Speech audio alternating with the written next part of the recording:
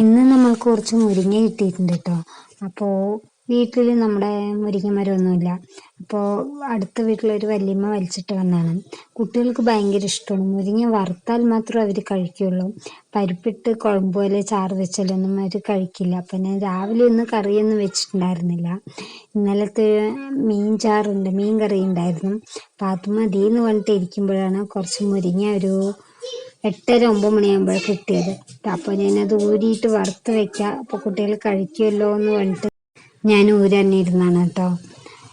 അപ്പോൾ പാർക്കുട്ടി അംഗൻവാടിയിൽ പോയ സമയത്താണ് ഞാൻ മുരിങ്ങ ഊരാനിരുന്നത്. കാരണം അവളുണ്ടെങ്കിൽ ഈ പണിയൊന്നും നടക്കില്ല.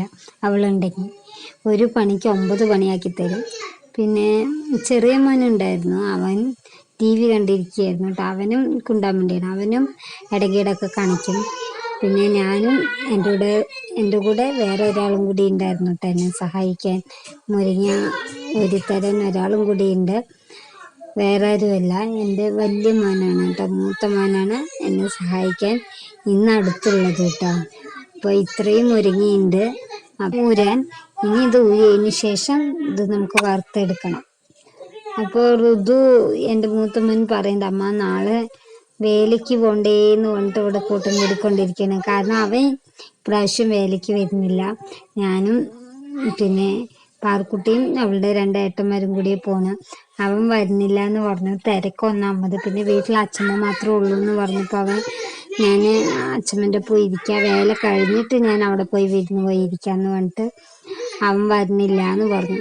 പക്ഷെ എപ്പോഴാണ് പോണമ്മ ചോദിച്ചുകൊണ്ടേ ഇരിക്കണം. വേറൊന്നുമല്ല, വേലയ്ക്ക് പോയിട്ട് അവന് കളിപ്പാട്ടങ്ങൾ വാങ്ങിയിട്ട് വരാനാണ് അവൻ ചോദിച്ചുകൊണ്ടേ ഇരിക്കുന്നത് കേട്ടോ.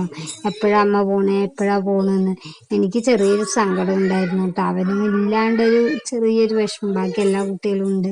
ഇവിടെ വീട്ടിൽ പോയാലും ചേച്ചിമാരുടെ മക്കളും അതേപോലെ വലിയച്ഛൻ്റെ മക്കളും എല്ലാവരും വരുമ്പോൾ അവൻ മാത്രം ഇല്ല എന്ന് പറയുമ്പോൾ ഒരു ചെറിയൊരു സങ്കടമുണ്ട്, ഇല്ലാതില്ല. എന്നാലും പിന്നെയും ഞാനൊന്ന് ചിന്തിച്ചു, ഭയങ്കര ഇവിടെ എൻ്റെ വീട് പറഞ്ഞ പാറപ്പുറത്താണ്, ഭയങ്കര ചൂടാണ്. പിന്നെ വേലയ്ക്കും കൊണ്ടുപോയില്ല, കുട്ടികളെ ഒന്നും കൊണ്ടുപോയില്ല.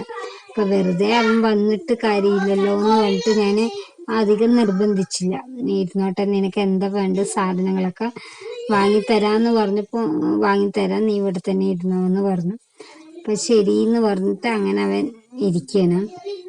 അങ്ങനെ ഇതാ നമ്മുടെ മുരിങ്ങയൊക്കെ ഊരിക്കഴിഞ്ഞിട്ടുണ്ട്. അപ്പോൾ ഇന്ന് ചെറിയൊരു വലിയൊരു വീഡിയോ അല്ല, കണ്ടന്റ് ഇല്ലാത്ത വീഡിയോ ആണ്, ഒരു കുഞ്ഞു വിശേഷമാണ്.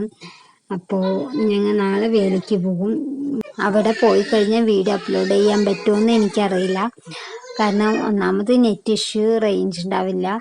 പിന്നെ അതുപോലെ തന്നെ കുട്ടികളുടെ ബഹളവും തിരക്കുകളൊക്കെ ആയിരിക്കും. അപ്പോൾ ഞാൻ വീഡിയോ എടുക്കാൻ പറ്റുകയാണെങ്കിൽ എടുത്തിട്ട് പിന്നീടാണെങ്കിൽ ഞാൻ അപ്ലോഡ് ചെയ്യുന്നതായിരിക്കും.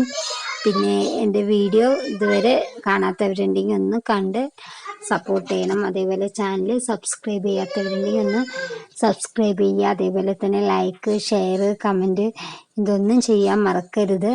ഞാൻ പല വീഡിയോസിലും പറഞ്ഞിട്ടുണ്ടായിരുന്നു, നിങ്ങളുടെ സപ്പോർട്ടാണ് ഏറ്റവും നല്ല ബലമെന്ന്.